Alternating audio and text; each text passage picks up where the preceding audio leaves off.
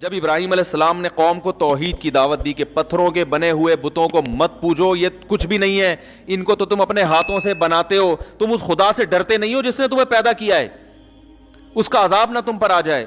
تو قوم نے کیا کہا؟ قوم نے کہا کہ آپ کو ہم ہلاک کر دیں گے اور آپ کو ہم سے ڈر نہیں لگتا، یعنی پوری قوم سے آپ ٹکر لے رہے ہو.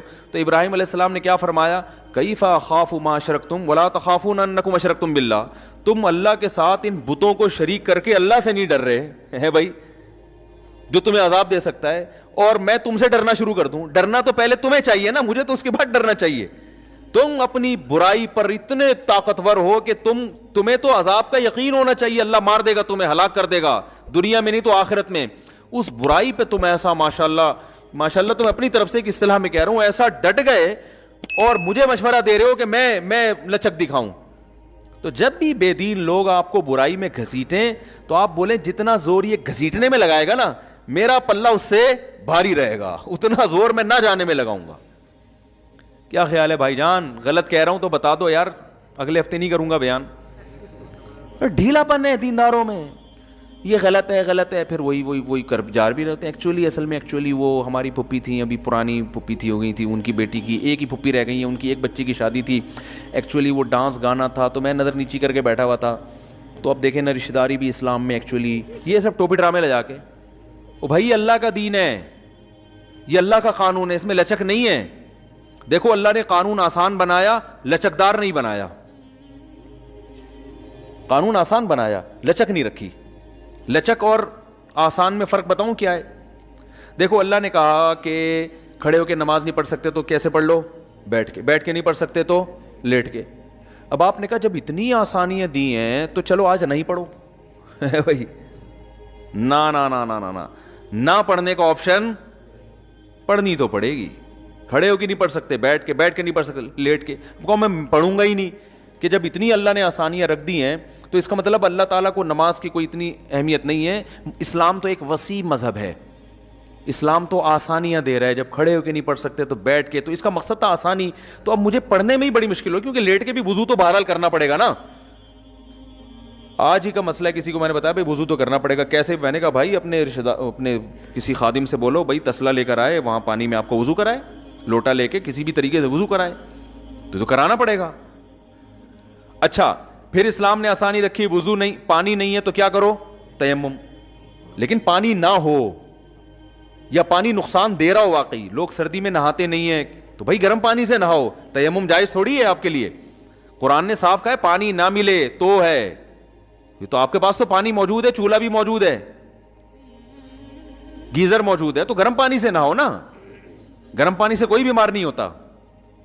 لیکن لوگ سردی میں نہاتے نہیں ہیں. یار ایکچولی مجھے کھانسی ہو رہی ہے، الرجی ہو رہی ہے، تو الرجی ہو رہی ہے تو گرم پانی سے نہا لو بھائی. اس کے بعد کافی پی لو، چائے پی لو، یا کوئی پیناڈول تو چلو دوا میں آ جاتی ہے، ٹھیک ہے نا، کافی پی لو. لیکن نہیں جی وہ تیمم کر لیں گے بلا وجہ. تیمم جب جائز ہے جب پانی نہ ہو، یا پانی گرم پانی بھی اگر کسی کو نقصان دے رہا ہے، ڈاکٹر کہہ دے یا آپ کو غالب گمان ہو جائے کہ بھائی گرم پانی سے بھی میں مر جاؤں گا، پھر ٹھیک ہے تیمم پہ آ جاؤ. اب تیمم تو کرنا پڑے گا. اب آپ کہتے ہو یار پانی بھی نہیں ہے تو تیمم کے لیے اب میں ایکچولی کہاں جاؤں، وہ بچہ بھی کوئی نہیں ہے جو بالٹی میں مٹی لے کر آئے، تو آج بغیر تیمم کے پڑھ لو، ہو جائے گی نماز. جتنی آسانی اللہ نے پیدا کر دی وہ کر دی. اب اس میں لچک نہیں ہے، اس میں قانون مضبوط ہے. اور اہل حق کی علامت یہ ہوتی ہے کہ قانون آسان بناتے ہیں مگر اس میں آپشن نہیں ہوتا. جتنے آپشن اللہ نے دے دیے وہ تو ہے، تیسرا اپنی طرف سے نہیں ڈال سکتے آپ. ہم جو جناب غامدی صاحب کی مخالفت کرتے ہیں نا، اسی بیس پہ تو کرتے ہیں کہ اللہ تعالیٰ نے رمضان کا روزہ چھوڑنے کی اجازت دے دی، قرآن میں صاف بتا دیا سفر میں بھی اجازت ہے اور بیماری میں بھی. تیسری کوئی وجہ اللہ نے نہیں بتائی. آپ نے تیسری وجہ خود سے گڑھ لی کہ کل آپ کا اگر پیپر ہے اور تیاری کرنی ہے تو آپ پیپر کی تیاری کے لیے بھی رمضان کا روزہ چھوڑ سکتے ہیں. یہ آپ کا گڑھا ہوا مذہب ہے. اور دلیل یہ دی کہ سفر میں بھی ٹینشن ہوتی ہے، مشقت ہوتی ہے، تو مشقت تو اس میں بھی ہے، تو اسلام نے اجازت دی ہے. تو اس کا مطلب ہے کہ سفر میں اگر ٹینشن نہ ہو پھر آپ کو روزہ چھوڑنے کی اجازت نہ دیں اس کو. ہے بھائی ہر سفر میں ٹینشن تھوڑی ہوتی ہے. غریب آدمی کے لیے جہاز کا سفر وہ تو ٹینشن ختم کر دیتا ہے اس کی. ایک آدمی کو لیاری ندی سے اٹھا کے لائیں آپ جھونپڑی سے، اور آپ اس کو جہاز میں بٹھاتے ہیں، وہ کہے گا ہاں زبردست سفر میں مزہ آ رہا ہے بھائی، اس کو ٹینشن ہوگی؟ اس کو تو نماز پڑھنے کا پھر حکم دینا چاہیے آپ، جبکہ وہاں بھی کہتے ہیں کہ نماز چھوڑ سکتا ہے، ہم بھی کہتے ہیں چھوڑ سکتا ہے. وجہ اس کی یہ کہ سفر میں اللہ نے چاہے مشقت ہو یا نہ ہو، بیماری میں اللہ نے اجازت دے دی، اس کی تیسری کوئی اجازت نہیں. مشقت مقام پہ جتنی مرضی ہوگی روزہ رکھنا پڑے گا. علماء نے یہاں تک لکھا ہے کہ اگر کوئی کوئلے کی کان میں کام کرتا ہے لیکن سفر میں نہیں ہے، وہ کوئلے کی کان میں کام کرتا ہے، اسے پتا ہے کہ میں کوئلے کی کان میں اتروں گا 1 گھنٹے کے بعد زبان میری پیاس سے خشک ہو جائے گی، روزہ چھوڑنے کی اجازت اسے بھی نہیں ہے، کیونکہ نہ وہ مسافر ہے نہ وہ بیمار ہے. تبھی ہم کہتے ہیں فقہا سے دین سیکھو. وہ فقی ان کو کہا اس لیے جاتا ہے، فقی کہتے ہیں، فقہ کہتے ہیں سمجھ کو، فقہا سے دین سیکھو. وہ قرآن اور سنت کے مزاج کو زیادہ سمجھتے ہیں. اب سوال پیدا ہوتا ہے وہ کرے گا کیا؟ وہ کوئلے کی کان میں جب اترے گا صبح صادق کے بعد، پہلی بات تو ہم کہیں گے بھائی نائٹ ڈیوٹی کرو، دن میں کرو ہی نہیں ہے کام. لیکن اگر مجبوری ہے، آپ کو کمپنی اجازت نہیں دے رہی یا جاب سے جانے کا خطرہ ہے، تو پھر آپ کیا کریں گے؟ آپ روزہ رکھیں گے، کوئلے کی کان میں اتریں گے، اور جب حالت ایسی ہو جائے کہ آپ کو ڈر ہو کہ میں یا تو مر جاؤں گا یا بے ہوش ہو جاؤں گا یا بیمار ہو جاؤں گا یا بی پی لو ہو جائے گا یا کوئی بیماری پیدا ہونے کا خطرہ ہو جائے، تو آپ روزہ توڑ دیں. کیونکہ روزہ توڑنے کی اجازت شریعت نے ایسے موقع پہ دی ہے، چھوڑنے کی اجازت نہیں. آ رہی بات میرا خیال ہے. قانون کو فالو کرنا پڑے گا، جتنا بتا دیا اپنی طرف سے گنجائشیں تھوڑی نکالیں گے ہم. علماء نے کیسی پیاری بات لکھی، فرمایا ایسا شخص روز روزہ رکھ کے روز توڑ دے گناہ گار نہیں ہوگا، چھوڑ دے گا تو گناہ گار ہوگا. بات آ رہی ہے سمجھ میں؟ روز روزہ رکھ کے جب حالت ناقابل برداشت ہو جائے توڑ دے، چاہے 1 گھنٹے بعد ہو جائے، 50 منٹ بعد ہو جائے، 4 گھنٹے بعد ہو جائے، توڑ دے روزہ. چھوڑنے کی اجازت نہیں ہے. تو یہ اسلام ہے بھائی، لگے بندے قانون ہے اس کے. دیکھو فجر کی نماز صبح صادق کے بعد ہوتی ہے نا، صبح صادق سے 1 منٹ پہلے پڑھ لی ہو جائے گی نماز. کہ یار ایکچولی آج مجھے ذرا جلدی تھی تو میں آج 1 رکعت پہلے پڑھوں گا، 1 رکعت صبح صادق کے بعد، اور وہ والی ذرا لمبی پڑھ لوں گا. بھائی جتنی بھی لمبی پڑھ لو نماز نہیں ہوگی. آپ صبح صادق جب تک نہیں ہوگی فجر کا وقت داخل نہیں ہوگا. اسی طرح ظہر ہے، عصر ہے، مغرب ہے، عشاء ہے، ہر نماز کا ایک ٹائم ہے، اس میں 1 سیکنڈ بھی. اچھا روزہ افطار کا ٹائم اللہ نے کیا کہا کہ بھائی جب سورج غروب ہو جائے، ٹھیک ہے نا. آپ نے کیا کیا کہ بھائی آپ کسی ایسے کنٹری میں تھے جہاں 18 گھنٹے کا روزہ تھا گرمی کا، آپ نے 18 گھنٹے کی گرمی برداشت کر کے روزہ رکھا، اور آپ نے کہا ابھی 1 سیکنڈ باقی ہے، چلو 1 سیکنڈ پہلے ہی کھا لیتا ہوں. جہاں میں نے اتنا، اللہ اس 1 سیکنڈ کی وجہ سے میرا روزہ برباد نہیں کرے گا. اور آپ نے قیاس یہ کیا کہ 1 کروڑ روپے مجھے کسی کے قرضہ دینا تھا، تو میں نے 99,90,999 روپے دے دیے، 1 روپیہ رہ گیا تو کون سا وہ کوئی غصہ کرتا ہے؟ یار ایک تو سمجھانا بڑا مشکل کام ہے یار. بس یہ بات سمجھا کے میں بیان ختم کرتا ہوں. دیکھو ایک آدمی کو آپ نے 1 کروڑ روپے ادھار واپس کرنے تھے، وہ بیچارہ کنفیوز تھا، پتہ نہیں 1 کروڑ روپے میرے دے گا کہ نہیں دے گا، پتہ نہیں یار یہ میرے سب، وہ ہر وقت ڈرتا رہتا ہے نا. ایک دن آپ آئے، آپ نے کیا کیا، اس کو گڈی تھما دی نوٹوں کی، اور وہ گن رہے بیٹھ کے 1 لاکھ 2 لاکھ 3 لاکھ 99 لاکھ ہو گئے. اب 1 لاکھ باقی رہ گیا نا. ابے 1 کروڑ 100 لاکھ کو بولتے ہیں نا یار، ہیں 99 لاکھ پورے ہو گئے تو اس کی دل کی دھڑکن کم ہوگی کہ یار 1 لاکھ رہ گیا، کیونکہ اس کو ڈر ہے کہ پتہ نہیں یہ کھا نہ جائے نا. بہت سے لوگ پورے گڈی پکڑاتے ہیں، 50 مان لیا، آدھے پیسے دیے، کچھ گڑبڑ کرتے ہیں، اس کا سانس بحال ہو رہا ہے نا، ہوتے ہوتے پھر وہ دوبارہ گنے تو 99,000 ہو گئے، اب 1,000 رہ گیا، اب سانس بحال ہو گیا اس کا، پھر گنتے گنتے گنتے 1000 میں بھی اس کے 999 پورے ہو گئے، 1 روپے کم تھا. تو وہ غصہ کرے گا آپ پہ؟ بولے گا چل یار 1 کروڑ روپے 1 روپیہ چل چھوڑ. بلکہ آپ اگر کہو گے نا میں گھر سے لے کر آتا ہوں، کہہ رہے ہیں لانے کی ضرورت نہیں ہے یار، چھوڑ بھائی، ٹینشن میرے لیے بھی یہاں انتظار میں ٹینشن، تیرے لیے بھی ٹینشن، چھوڑ بھائی، بلکہ یہ 5 روپے اور لے لے میری طرف سے. ایسا ہی کرے گا نا. ارے کیا ہو گیا، ایسے ہی تو کرتے ہیں راشن والے. ہم جب راشن لیتے ہیں تو اتنے روپے بنے تو 50-60 روپے وہ چھوڑ دیتے ہیں اکثر، کہ چھوڑو یار، جہاں 10-20 ہزار میں 30 ہزار میں 50 روپے کیا لے، یہی ہوتا ہے نا. تو اب آپ نے کیا کیا، آپ نے یہی قیاس کیا کہ جی آپ تھے مثال کے طور پر ایسے کنٹری میں جہاں 18 گھنٹے کا روزہ تھا اور گرمی کا شدید روزہ، صبح صادق کے بعد آپ کی زبان خشک ہو گئی، آپ روزہ برداشت کر رہے ہو. اللہ کا قرضہ تھا 18 گھنٹے کا نا، بھوکا رہنے کا. اب آپ نے 17 گھنٹے گزر گئے، آپ کہہ رہے ہو اللہ تو مجھ سے خوش ہو گیا, میں نے اتنی پیاس برداشت کی, اتنی بھوک برداشت کی, اور کلابازیاں کھا رہا ہوں میں, لیکن میں روزہ نہیں توڑ رہا, اور جا کے نہا کے اپنا روزہ گزارا کر رہا ہوں. اور لوگوں نے مشورہ دیا, کوئی کھجور لا کے رکھ رہا ہے, کوئی 12 بجے دوپہر کو کسی نے جناب کولڈ ڈرنک لا کے رکھ دیا, بھائی توڑ دے مر جائے گا. لیکن نہیں بھائی, ہم اللہ کی خاطر روزہ رکھا ہے, ایک ایک گھنٹہ ٹینشن میں گزارا آپ نے, اللہ بھی خوش ہو رہا ہے آسمانوں پہ, واہ بھائی میرا بندہ آج تو نے کمال کر دیا. اب جناب ہوتے ہوتے ہوتے ہوتے 18 گھنٹے میں 17 گھنٹے پورے ہو گئے, 1 گھنٹہ رہ گیا. آپ نے اب لوگ کہہ رہے ہیں بھائی 1 گھنٹہ بھی کم نہیں ہے, تو مر نہ جائے ہے بھائی, تو یہ پی لے وہ کر لے. نہیں بھائی, جہاں 17 گھنٹے تو 1 گھنٹہ اور برداشت. اب ہے بھی رمضان کا روزہ. اب آپ نے کیا کیا, 1 گھنٹے میں 1 منٹ 2 منٹ 3 منٹ, اب کتنے ہو گئے, 50 منٹ ہو گئے. اب کتنے رہ گئے, 10 منٹ.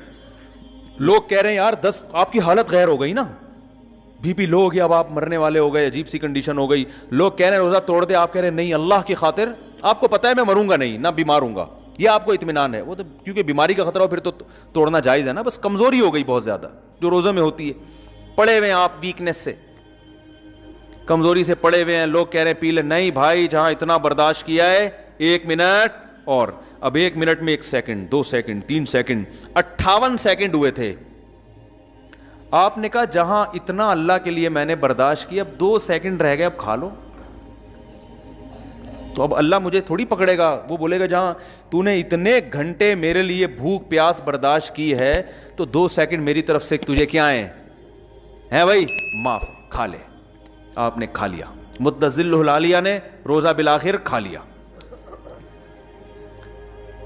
اور جیسے ہی وہ نوالا حلق میں اترا ہے, اترتے ہی سائرن بج گیا, اذان ہو گئی. کسی مفتی سے پوچھو گے نا پوری دنیا میں, وہ کہے گا روزہ بھی گیا تیل لینے, اور 60 روزے بطور سزا کے کفارہ, بولو بھائی رکھنا پڑے گا آپ 60 روزے. توڑا کیوں, آپ کہیں گے بھائی توڑا کہاں ہے, 18 گھنٹے میں 17 گھنٹے 59 منٹ 59 سیکنڈ تک تو رکھ لیا نا. تو اللہ ایسا ظالم تھوڑی ہے کہ لوگ ایسی باتیں, اللہ تو غفور الرحیم ہے. اسلام تو ایک وسیع مذہب ہے, اسلام تو ایک پولائٹ مذہب ہے, پولائٹنس کی ترغیب دیتا ہے. اللہ تو رحمان, وہ تو اس کی رحمت کے 100 حصے ہیں, ان میں سے صرف 1 حصہ اس نے زمین پہ بھیجا ہے, 99 تو آخرت میں. تو آخرت بخشے گا نہیں, وہ کیا میں بخشے گا, بشرطے کہ 60 روزے رکھو, صحیح ہے نا, کفارے کے طور پہ. اور پھر بھی رمضان کا ثواب پھر بھی نہیں ملے گا, اس سے صرف گناہ معاف ہو جائے گا. اور یہ والا روزہ اب قیامت تک نہیں آتا, اور اس کی قضا بھی الگ سے رکھو. کسی بھی دنیا کے مفتی سے پوچھو گے, وہ بولے گا بھائی روزہ ختم, نہیں اب نہیں روزہ ہو سکتا. آپ کہو گے یار وہی اچھا نکلا جس نے کم بخت سارا دن پراٹھے کھاتا رہے, روزہ جو چھوڑے گا نا روزہ رکھا ہی نہیں تھا, سارا دن بنڈ کے کھاتا رہے, وہ مفتی سے پوچھے گا تو مفتی صاحب کہیں گے بھائی توبہ کرو, 1 روزہ قضا کر لو, توبہ کرو اور 1 روزہ. آپ کہیں گے یار وہ منتا رہا ہے سارا دن بیٹھ کے. اسلام کا مزاج سمجھ رہے ہو کیا ہے؟ آپ کہو گے یار وہ تو سارا دن منتا رہا ہے بیٹھ کے ہیں, اور مجھے بھی کھانے کی ترغیب دیتا رہا ہے, وہ صرف 1 روزہ رکھے گا قضا, اور میں کتنے 60. یہ تو ظلم ہے, یہ کیسا اسلام مذہب ہے؟ او بھائی اسلام یہی ہے, رکھنا نہ رکھنا بھی جرم ہے, رکھ کے توڑ دینا اس سے بڑا جرم ہے. تم نے رکھ کے توڑا ہے, اب کوئی پہلے منٹ میں توڑ دے یا آخری منٹ میں توڑ دے, اللہ کی نظر میں دونوں برابر کے مجرم ہیں. تو لا کو فالو کرنا پڑے گا, لا میں اپنی طرف سے چینجنگ نہیں ہو سکتی. سمجھ رہے کہ نہیں سمجھ رہے؟ ہاں اللہ نے یہ آسانی دے دی کہ بھائی اگر روزہ رکھنے میں تمہیں بیمار ہونے کا خطرہ ہے تو توڑ دو, مرنے کا خطرہ ہے تو توڑ دو, باقی پیاس ٹینشن یہ تو روزے کا حصہ ہے بھائی. اور پھر جیسے ہی غروب آفتاب ہو جلدی کھاؤ, پھر یہ بھی ترغیب دے دی اللہ نے, دیر نہیں کرو. پھر یہ بھی اللہ نے اپنی یعنی مخلوق پر رحم کیا نا کہ بھائی اور زیادہ ٹینشن میں نہ ہو, اب کھاؤ. تو اور پھر صبح صادق تک کھا سکتے ہو, یہ بھی اجازت دے دی. ورنہ اللہ لمٹ کھانے کی اجازت بھی دے, بھائی سارے دن روزہ رکھا تو 2 سموسے کے بعد تیسرے کی اجازت نہیں ہے. کھاؤ بھائی, کلوا مما رزقکم اللہ حلالا طیبا, کھاؤ. تو آسانی رکھی ہے میرے بھائی, لچک نہیں رکھی. سمجھ رہے کہ نہیں سمجھ رہے؟ تو لچک نہیں ہے, ناجائز ہے تو کیا ہے. ہاں کچھ چیزیں اللہ نے خود بتا دی کہ یہ اس کنڈیشن میں ناجائز ہیں, یہ والی کنڈیشن ہو تو ناجائز ہے ہی نہیں. یہ وہ تو اللہ نے بہت سے, اس لیے خود سے فنٹر گیری نہ شروع کر دیں, علماء سے پوچھ لیا کریں کہ اس مجبوری میں یہ والی چیز میرے لیے جائز ہے یا نہیں. بعض چیزیں اسلام نے خود بتا دیں کہ وہ الاؤ نہیں ہے, لیکن فلاں مجبوری ہو تو وہ جائز ہیں. لیکن جن چیزوں کا اسلام نے کہہ دیا غلط ہے, جب سور کھانا غلط ہے نا, لیکن ایک کنڈیشن میں اللہ نے اجازت دی, مرنے لگو تو کھا سکتے ہو.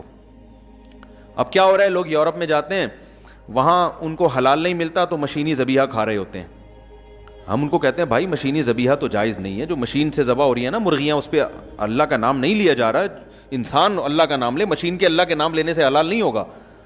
کہتے ہیں مجبوری ہے, اب کیا کریں, وہ چکن جو ہے ہمیں یورپ میں کہیں ایسے حلال ملتی نہیں, اس طرح کی نا اسٹائل بھی چینج ہو جاتا ہے ایک دم, چکن اصل میں حلال ملتی نہیں ہے. تو بھائی چکن کھانا مجبوری ہے ہی نہیں اسلام میں, اس کو اللہ نے مجبوری, آپ کی اپنی مجبوریاں, تو پھر تو میرے بھائی پیزا کھانا بھی بہت سے لوگوں کی مجبوری ہے. کتنے لوگ ہیں ہفتے میں پیزا نہ ملے مر جائیں وہ ٹینشن سے, حقیقت ہے نا. وہ پیزے کھا کھا کے خود گول ہو چکے ہیں, پیزا بن چکے ہیں. تو آپ کی اپنی پیدا کردہ مجبوری ہے. اللہ تعالیٰ نے کیا کہا ہے مجبوری کی جو ڈیفائن کیا اللہ نے, فَمَنِ اضْطُرَّ فِي مَخْمَصَةٍ, کہ جو بھوک سے اتنا مجبور ہو جائے, موت کا خطرہ ہو جائے نا اس کو, اضطراری کیفیت ناقابل برداشت ہو جائے, پھر وہ مردار کھا سکتا ہے. اور وہ بھی اللہ نے فرمایا غیر متجانف لإثم, گناہ کی نیت نہ ہو. اور اس میں بھی اللہ نے فرمایا کہ اعتدال سے نہ ہو. اتنی بوٹیاں کھا سکتے ہیں مردار کی کہ آپ کی کمر سیدھی ہو جائے, جان بچ جائے. آپ نے اس کے کباب کوفتے بنا کے مننا شروع کر دی, اوپر سے کولڈ ڈرنک پی رہے ہیں. تو جو حرام کھا رہے ہیں یورپ میں, امریکہ میں, یو کے میں, حرام گوشت کھا رہے ہیں اور کہہ رہے ہیں مجبوری ہے کہ چکن اصل میں ملتی نہیں حلال, تو وہ بھی 2-4 بوٹیاں تھوڑی کھاتے ہیں, پورے قورمے بنا رہے ہیں, اس کے بریانی بنا رہے ہیں, طبیعت سے روسٹ کر کے کھا رہے ہیں. کہہ رہے ہیں مجبوری میں ہم کیا کر رہے ہیں, حرام کھا رہے ہیں. تو یہ مجبوری نہیں ہے. جب تک روٹی مل رہی ہے, گندم مل رہی ہے, پیٹ میں جا رہی ہے, کوئی بھی ایسی چیز جو پیٹ بھرنے کے لیے کافی ہو, تو آپ حرام کی طرف نہیں جا سکتے. ہاں اللہ نے خود اجازت دے دی, مرنے لگو تو کھا سکتے ہو, تو وہ پھر آپ کے لیے حرام رہتا نہیں ہے, وہ حلال ہو جاتا ہے. تو اگر کوئی مس گیدرنگ میں, شادی میں آپ نہیں جائیں اور جان سے مارنے کا خطرہ ہو, کیا آپ کو رشتہ دار گولی مار دیں گے پھر آپ جائیں, بھائی جان بچانا ہے پہلے کیا ہے, یا جان سے مارنے کا خطرہ تو نہ ہو, ہاتھ پاؤں توڑ دیں گے آپ کے, ابا آپ کے مار کے ہاتھ توڑ دے گا آپ کے, تو پھر ہاتھ بچانے کے لیے آپ شادی میں جا سکتے ہیں. یا ہاتھ پاؤں تو نہیں ٹوٹیں گے, اتنا زیادہ ماریں گے کہ ادھموا کر دیں گے مار کے, تو بھی آپ جا سکتے ہو. ٹھیک ہے نا. ایسی اگر کوئی کنڈیشن نہیں ہے تو پھر یہ جو ہے نا کہ ایکچولی وہ ناراض ہو جائے گا فلانا, تو اس ناراضی کو شریعت نے مجبوری نہیں سمجھا ہے. اس میں جو ناراض ہو رہا ہے وہ غلط کر رہا ہے. قطع رحمی کا, رشتہ داری توڑنے کا گناہ اس کو ہوگا جو اپنی محفل میں گناہ کر کے آپ کو ناراض کر رہا ہے. سمجھ رہے کہ نہیں سمجھ رہے؟ دیکھو ایک بات سنو, اللہ نہ کرے میں ان سے پیسے لے کے کھا جاؤں, اللہ نہ کرے, اور یہ میرے بالفرض سگے بھائی ہوں. اب کیا ہوا, ہم دونوں میں دشمنی پیدا ہو گئی, تو اس دشمنی کا گناہ ان کو ہوگا. قیامت میں اللہ ان سے پوچھے گا تم نے رشتہ داری توڑی, اللہ یہ کہیں گے اللہ میں نے تھوڑی توڑی ہے, توڑی تو اس نے جس نے میرے سے پیسے چھینے ہیں. تو ہمارے ہاں جو بھی ناراض ہوگا نا سب اسی پہ ڈال دیتے ہیں کہ یہ رشتہ داری توڑ رہا ہے. بھائی توڑنے میں یہ دیکھو توڑنے کا ذریعہ کون بن رہا ہے, ذریعہ وہ بن رہا ہے جو گناہ کر کے اپنے ان رشتہ داروں کو محفل میں آنے سے روک رہا ہے جو رشتہ دار اس گناہ میں شرکت قبول نہیں کرنا چاہتے, جو رشتہ دار اس گناہ میں شرکت نہیں کرنا چاہتے. تو اس لیے لچک نہ دکھایا کریں, جتنی لچک اللہ اس کے رسول نے دے دی ہے بس وہ ہمارے لیے کافی ہے, اس سے زیادہ شریعت کو تبدیل کرنے کی ضرورت نہیں ہے, اس میں مضبوطی دکھانی پڑے گی. اللہ عمل کی توفیق عطا فرمائے. تو یہ آیت جو ہے نا, ان ربک هو اعلم بمن ضل عن سبیلہ, اللہ کو پتہ ہے کون اس کے راستے سے ہٹ گیا, کون سیدھے راستے پر ہے. تو معاشرہ اگر مخالفت بھی کرتا ہے کرنے دے بھائی, آخرت میں انشاءاللہ اللہ ایسے لوگوں کو الگ سے بلائے گا کہ تم نے میری خاطر مخلوق کو ناراض کیا.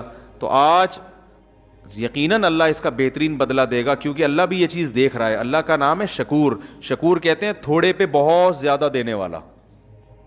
ابراہیم علیہ السلام کو جو اللہ نے اتنا نوازا نا, وہ اس لیے تو کہ کلچر کے خلاف چلے تھے.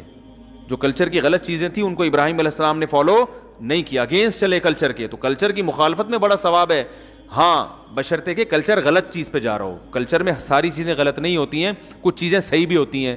بعض لوگ زیادہ فنٹر بننے میں ہر چیز میں مخالفت شروع کر دیتے ہیں. نہیں آ رہی میرا خیال بات, ہر چیز میں مخالفت نہیں کر رہی. کلچر کی جو چیزیں ٹھیک ہیں, بلکہ جو اچھی ہیں ان میں تو کلچر کو فالو کرنا چاہیے نا. تو ہمارے کلچر میں بھی کچھ چیزیں اچھی بھی ہیں, کچھ بری بھی ہیں. تو جو اچھی چیزیں ان کو اور پروموٹ کرنا چاہیے, جو بری چیزیں اس میں کلچر کا ساتھ نہیں دے سکتے.